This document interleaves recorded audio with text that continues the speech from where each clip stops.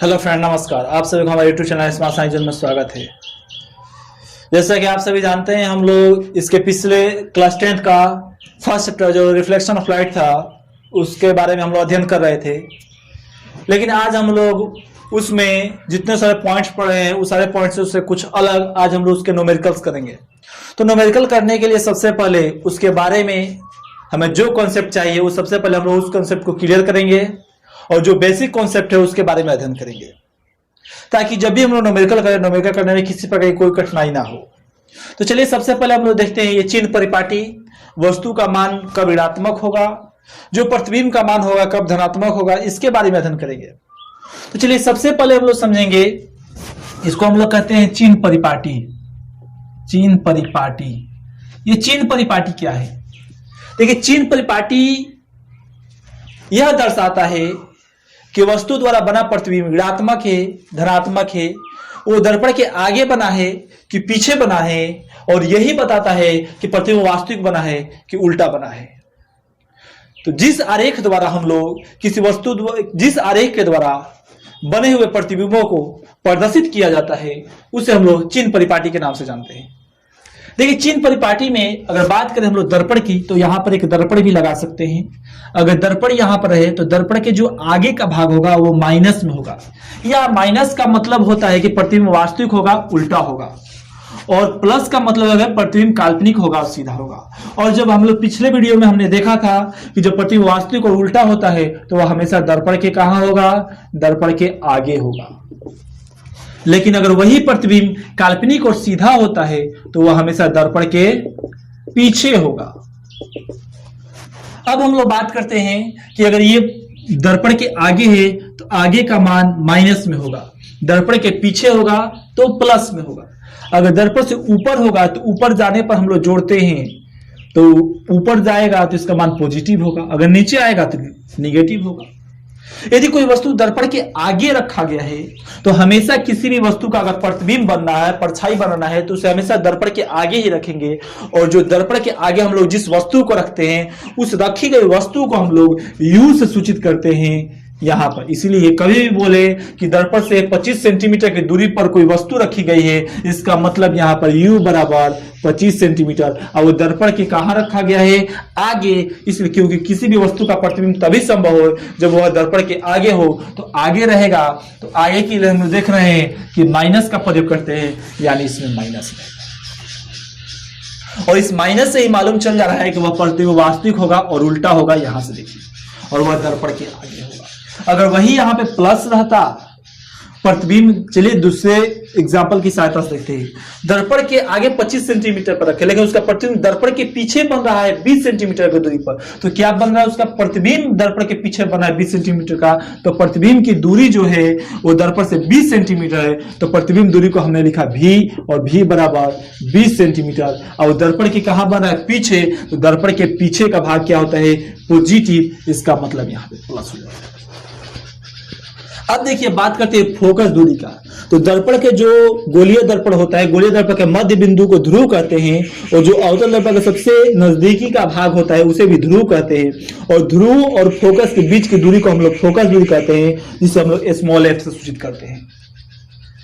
जबकि ध्रुव तथा वक्रता केंद्र के बीच की दूरी को हम लोग वक्रता त्रिज्या कहते हैं, और इसे r से लिखते हैं, और यह हमेशा फोकस के दुगुना होता है।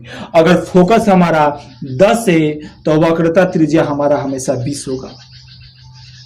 इसीलिए इसका फॉर्मूला होता है F बराबर r/2। अब अगला पॉइंट आता है हम लोग का कि अवतल दर्पण और उत्तल दर्पण।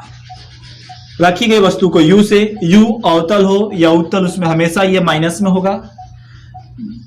प्रतिबिंब दूरी को v से लिखते हैं, प्रतिबिंब दूरी हमेशा अवतल में माइनस में और उत्तल में प्लस में होगा।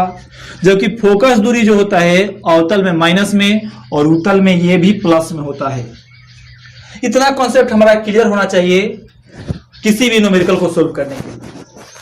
अगर यहां तक क्लियर है तो बहुत आसान तरीके से हम लोग किसी भी न्यूमेरिकल को सोल्व कर सकते हैं। तो चलिए सबसे पहले हम लोग न्यूमेरिकल को सोल्व करने का प्रयास करेंगे। देखिए, न्यूमेरिकल को सोल्व करने से पहले हम लोग कुछ इसके फॉर्मूला देखेंगे।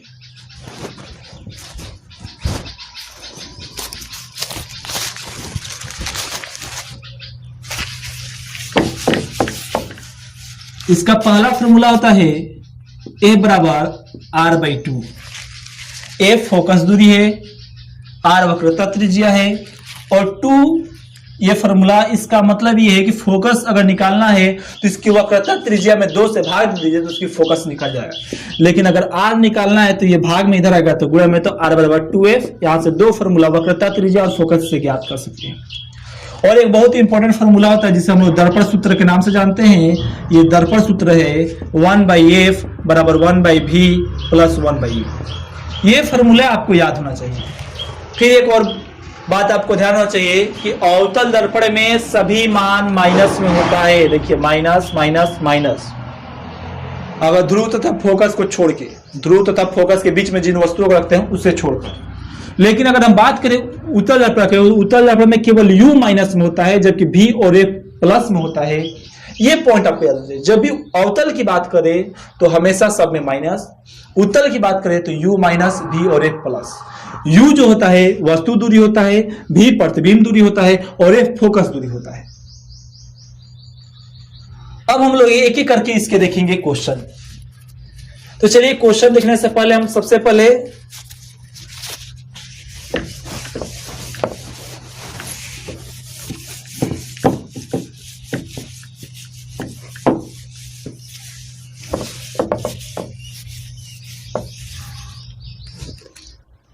देखिए, हम लिख देते हैं यहां पे a बराबर r/2 या r बराबर 2f और 1/f बराबर 1/v प्लस 1/u। ये फॉर्मूला है।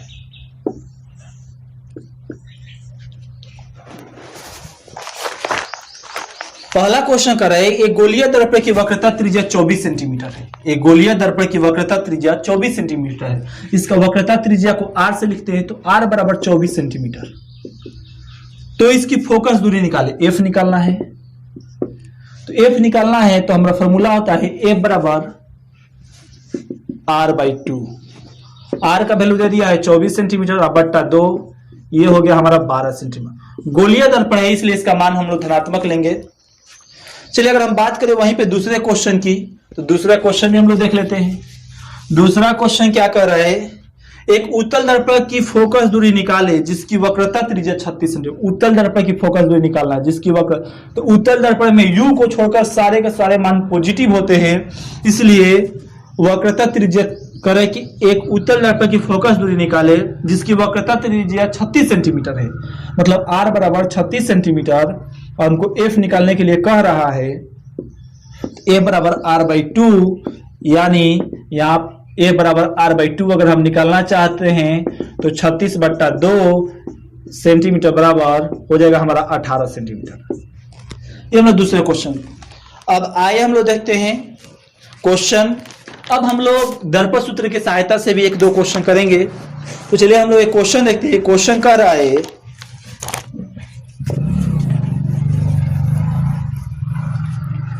क्वेश्चन कर रहा है कि एक उत्तल दर्पण से 20 सेंटीमीटर की दूरी पर एक वस्तु रखी गई है। देखिए रखी गई वस्तु को u से देखते हैं, u हमेशा माइनस होता है, u बराबर माइनस 20 सेंटीमीटर। इसका प्रतिबिंब दर्पण से 12 सेंटीमीटर की दूरी पर दर्पण के पीछे बन रहा है। पीछे का मान धनात्मक होता है तो v बराबर प्लस 12 सेंटीमीटर। तो इसकी फोकस दूरी f निकालना है तो फॉर्मूला होता है हमारा 1/f बराबर 1/v प्लस 1/u।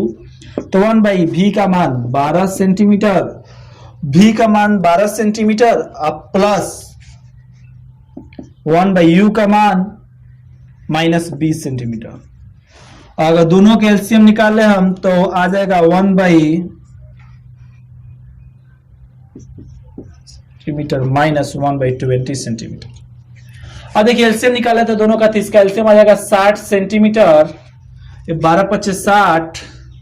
और देखिए इसका मान अगर हम बात करें तो ये पॉजिटिव है और ये पॉजिटिव निगेटिव, ये हो जाएगा हमारा निगेटिव। तो यहां पर माइनस, अब 20×60 -3, तो 1/f बराबर हो जाएगा, तो 1/f बराबर 5 में से 3 गया 2/60 सेंटीमीटर। अब ये कट गया 1/30 सेंटीमीटर।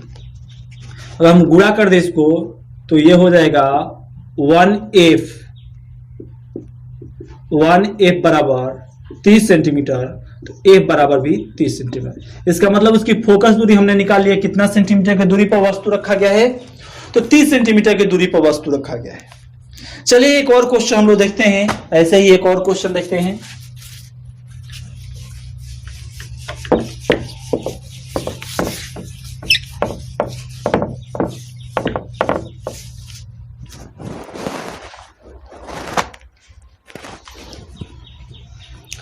करे किसी गोलीय दर्पण के सामने 15 सेंटीमीटर की दूरी पर रखी हुई किसी वस्तु का प्रतिबिंब, तो रखी गई वस्तु को वह चाहे गोलीय दर्पण हो चाहे अवतल दर्पण हो, गोलीय दर्पण किसी भी दर्पण की बात करें u हमेशा ऋणात्मक होगा, तो u बराबर हो जाएगा हमारा 15 सेंटीमीटर तथा उसका प्रतिबिंब दर्पण के पीछे 60 सेंटीमीटर की दूरी पर बनता है। उसका प्रतिबिंब दर्पण के पीछे 60 सेंटीमीटर की दूरी पर बनता है, मतलब v बराबर 60 सेंटीमीटर। और दर्पण के पीछे बन रहा है तो दर्पण के पीछे का मान पॉजिटिव, तो दर्पण की फोकस दूरी f निकालना है और बताना है कि वह दर्पण कैसा दर्पण है।